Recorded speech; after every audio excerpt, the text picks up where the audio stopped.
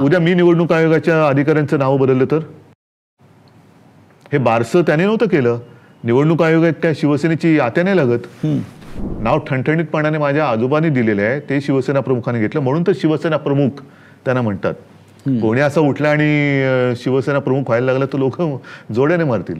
घडा भरत आलेला असतो, तो भरला की फुटतो. बरोबर ही वेळ आलेलीच आहे. बाजूला निलमगोऱ्यांचं कॅबिन आहे तिथे. असे सगळ्यांची कॅबिन आहेत.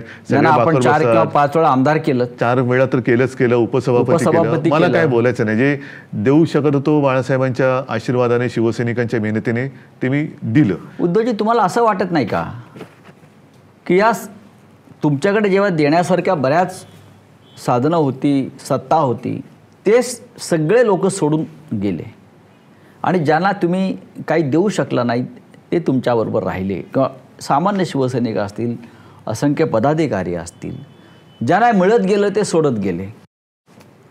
ही कोणती वृत्ती आपण तरी आजही काही लोक असे आहेत की ज्यांना दिल्यानंतर सुद्धा ते गेलेले नाही आहेत, माझ्या सोबत आहेत. याच पॉडकास्टमध्ये नितीन देशमुख पण येऊन गेलेले आहेत, कैलास पाटील पण येऊन गेलेले आहेत, आणखीन काही येऊन गेलेले आहेत. बाकीची सुद्धा अशी अनेक लोक आहेत. अगदी मुंबईची रवी वायकर आहे, अजय चौधरी आहे, सुनील प्रभू, किती जणांची नावं घ्यायची, बाहेरची सुद्धा आहेतच ना. त्यातले बरेच लोक बाहेरून आले होते, ते आले तसे गेले. नाही, ते तर आले गेले हा एक भाग झाला, पण ज्यांचा जन्मच राजकारणातल्या शिवसेनेत झाला त्यांनी सुद्धा शिवसेना या आईवरती वार केलाच ना. आज सगळ्यात मोठा प्रश्न इथे उपस्थित झाला या महाराष्ट्रात आणि देशामध्ये, आणि तो प्रश्न किती काळ राहील किंवा सोडवला जाईल याच्याविषयी संभ्रम आजही आहे. तो म्हणजे शिवसेना कोणाची. कोणासमोर हा प्रश्न आहे? हा लोकांचा प्रश्न आहे. लोकांचा प्रश्न नाहीच आहे, कारण लोकांनी तर ठरवलेलंच आहे की जिथे शिवसेना प्रमुख आणि ठाकरे आहे तिकडेच शिवसेना. आपण मगाशी निवडणूक आयोगाचा संदर्भ, निवडणूक बाळासाहेबांनी जे विचित्र निर्णय दिला असं आपण म्हणतो, तो त्यांचा अधिकार नाही. उद्या मी निवडणूक आयोगाच्या अधिकाऱ्यांचं नाव बदललं तर हे बारसं त्याने नव्हतं केलं. निवडणूक आयोग त्या शिवसेनेची आत्या नाही लागत की कानात येऊन नाव सांगितलं. नाव ठणठणीतपणाने माझ्या आजोबांनी दिलेलं आहे, ते शिवसेना प्रमुखाने घेतलं, म्हणून तर शिवसेना प्रमुख त्यांना म्हणतात. कोणी असं उठला आणि शिवसेना प्रमुख व्हायला लागला तर लोक जोड्याने मारतील. ही जोड्यांना मारण्याची वेळ कधी येईल? जेव्हा जोड्याने फिरतील तेव्हा.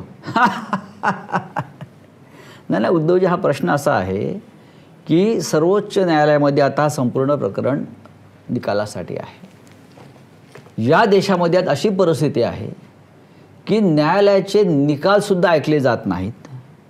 न्यायालयाचे निकाल जरी दिले तरी त्याच्यावरती अध्यादेश काढून एक वेगळा निकाल दिला जातो. अशा वेळेला आपल्याला न्याय मिळेल का?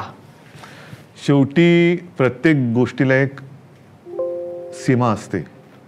जनतेची सुद्धा एक सहनशीलता नावाची काही जी गोष्ट आहे तिला सुद्धा अंत हा असणारच आणि आहेच.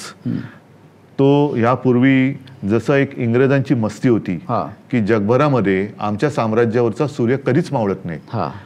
आता ते इंग्रज तर गेलेच, पण ज्यांच्या साम्राज्यावरती त्यांचा सूर्य होता किंवा आपल्या इथे सुद्धा त्यांचा सूर्य होता, त्या देशात सुद्धा आता हिंदुस्थानी वंशाचा पंतप्रधान झालेला आहे. त्याच्यामुळे प्रत्येकाचा शेवट हा असतो, हा निसर्ग नियम आहे. आणि काही वेळेला असं असतं ना की घडा, मी मागाशी म्हटलं ना, घडा भरत आलेला असतो, तो भरला की फुटतो. बरोबर ही वेळ आलेलीच आहे.